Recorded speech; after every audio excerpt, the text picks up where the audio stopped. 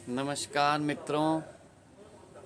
आज काफ़ी समय बाद फिर एक छोटी सी कहानी आपके सामने लेकर आया हूँ। कहानी कुछ ज़्यादा बड़ी नहीं है, लेकिन शिक्षाएं बहुत बड़ी बड़ी हमारे को देती है। कहानी यह है, एक बार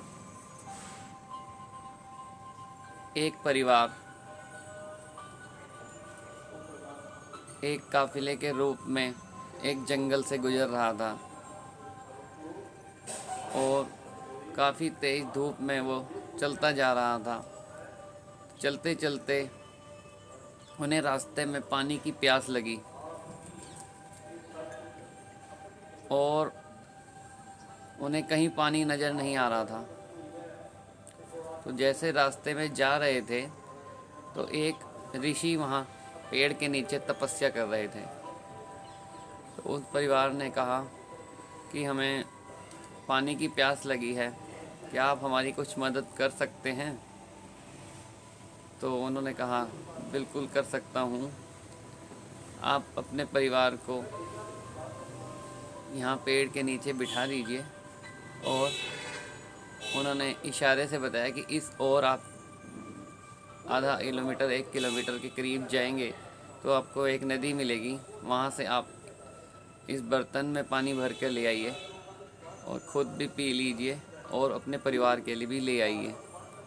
तो जो परिवार का मुखिया था, जो जेंट्स हेड था, वो बर्तन लेकर नदी की ओर चला और उसमें बहुत स्वच्छ पानी पिया, आनंद लिया और पानी उस बर्तन में, उस बाल्टी में पानी भरकर लेकर आने लगा सभी के लिए। तो रास्ते में आते आते उसको कुछ और फैमिलियाँ मिल गई जो पानी के लिए परेशान थी। तो उसने कहा कि पानी तो मैं नदी से ले ही आऊँगा, तो क्यों ना मैं पहले ये पानी इनको पिला देता हूँ, ये बहुत परेशान है। तो उसने, जो फैमिली उसको मिली, उसको पानी पिला दिया। अब क्या होता है, वो दोबारा पानी भरने जाता है और पानी भरकर जब वापस लौट रहा होता है तो फिर एक परिवार मिल जाता है, वो फिर उनको भी पानी पिलाने लगता है। तो पानी पिलाता है उनको और इसी तरीके से वो जैसे ही फिर दोबारा पानी भर के लाता है, फिर कोई और परिवार मिल जाता, फिर उनको पानी पिलाता। तो इस तरह करते करते उसे काफ़ी देर हो गई और उसके परिवार के लोगों की वहाँ पर तबीयत ख़राब होने लगी। प्यास की वजह से पेट में दर्द होने लगा। तो जब बहुत देर तक वो नहीं आए और ऋषि को लगा कि ये तो इनका परिवार बहुत परेशान हो रहा है, तो उन्होंने कहा मैं जाकर देखता हूँ वो कहाँ रह गए हैं। जब वो ऋषि आए तो उन्होंने देखा कि वो कि और दूसरे परिवारों को पानी पिला रहे हैं। तो ऋषि ने उन्हें डांटा कि आप ये क्या कर रहे हो, आपका परिवार वहाँ तड़प रहा है पानी से और आप यहाँ और परिवारों को पानी पिला रहे हैं। तो उन्होंने कहा कि अब मैं औरों का भी भला करना चाहता हूँ। उसने कहा, तो मैं भी तो आपके भले के लिए मैंने आपको नदी का एड्रेस बताया कि यहाँ पर नदी है, जाकर पानी पियो। तो आप भी तो इनको बता सकते थे कि यहाँ थोड़ी दूरी पर एक नदी है, आप पानी पियो और आप अपने परिवार को पानी पिलाते। तो हम लोग क्या सोच रहे हैं कि हम खुद अच्छा बन जाएं, अच्छा कर्म करें, लेकिन दूसरों को रास्ता ना दिखाएं। तो यही होता है ना। तो वो होता क्या है कि हम अच्छा करने के चक्कर में अपने परिवार का भी ध्यान रखना भूल जाते हैं। जैसे सपोज वो ऋषि तपस्या कर रहे थे, अगर वो उनको कहते कि मैं पानी लेकर आता हूँ, तो वो अपनी तपस्या भी छोड़ देते, तपस्या को भी खो देते। तो ये क्या सिस्टम है कि हमारे को किसी को भी अपने साथ नहीं बांधना है। सपोज मान लो कोई हमारी वीडियो देख करके कोई हमें ही भगवान समझने लग जाए, तो हम उसे कहेंगे भैया हमें माफ़ करो। तो इसी तरीके से जो दुनिया में इतनी इंसानों की पूजा होने लगी, तो क्या हुआ कि उन्होंने कुछ अच्छे कर्म किए, अच्छा रास्ता किसी को बताया, तो लोग उन्हें ही भगवान समझने लगे। लेकिन जैसे ही कोई किसी को भगवान समझता है, उसका जीना हराम हो जाता है। तो हमें कभी भी किसी को अपने साथ नहीं बांधना है। हमें हमेशा जो भी कोई मिलता है उसे अच्छा गाइड करना है, परमेश्वर से जोड़ना है, खुद से नहीं जोड़ना है। ये बहुत बड़ी हम मुसीबत में पड़ सकते हैं। एक बार क्या हुआ, बच्चे परिवार में जिद करने लगे कि मेरे को बर्ड्स पालने हैं, तोता ला दो मुझे, तोते का जोड़ा।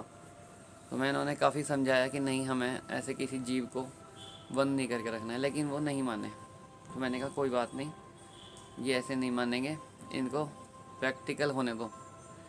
मैंने उन्हें एक तोते का जोड़ा बाज़ार से ख़रीद कर पिंजरे में ला कर दे दिया। अब वो कुछ खा नहीं रहा था, तो ये कभी कुछ अच्छी अच्छी चीज़ें उसको डाल रहे थे खिलाने के लिए, लेकिन वो खा नहीं रहा था, वो परेशान था। फिर मैं रात को घर आया, मैंने कहा कि भाई क्या हाल है आपके तोतों का? कहने लगे कि नहीं, वो तो कुछ खा नहीं रहा पापा, वो तो परेशान है। मैंने कहा आपने उसे बंद करके रखा है, वो कैसे खुश होगा? कहने लगा फिर हमें क्या करना चाहिए? मैंने कहा भी रखो आप इसे जैसे भी है। अब क्या हुआ, अब वो इतनी बदबू फैला दी उसने, एक दिन के अंदर ही पूरे घर में बदबू ही बदबू हो गई। सारे परेशान हो गए और कहने लगे कि इसको छोड़ के आओ। फिर हम उसे गार्डन में छोड़ के आए और वो भी खुश हो गया और घर में भी बदबू ख़त्म हो गई। तो हम क्या है कि हम चाहते हैं कि कुछ ऐसा काम करें जो हमें खुशी मिले, चाहे दूसरे की खुशी बर्बाद हो जाए। तो ये हमें अपने स्वभाव को बदलना होगा। हम दूसरों को बदलना चाहते हैं, ये बहुत बड़ी हिंसा है। दूसरों को बदलने की इच्छा रखना हिंसा है। जितना भी बदलाव लाना है अपने में लाना है। परमात्मा ने हर एक का अलग ही स्पेस बनाया है, पक्षियों का स्पेस अलग बनाया है, उनको उसमें ही मज़ा आ रहा है। तो हमें किसी को भी अपने हिसाब से जीवन जीने के लिए नहीं कहना है, ना ही किसी के पीछे पड़ना है। स्वतंत्र जीवन जीना है, स्वतंत्र बनाना है सभी को। उस एक परमात्मा की याद में रहने का रास्ता सभी को बताना है। ना ही किसी देहधारी के साथ जुड़ना है, ना ही किसी देहधारी को अपने साथ जोड़ना है। सच्ची स्वतंत्रता अपनानी है, मन की गुलामियों से बचना है। जितना भी हो सके मन की गुलामियों से बचना है। बड़ी सूक्ष्म बात है, इस पर विचार करना। ओम शांति।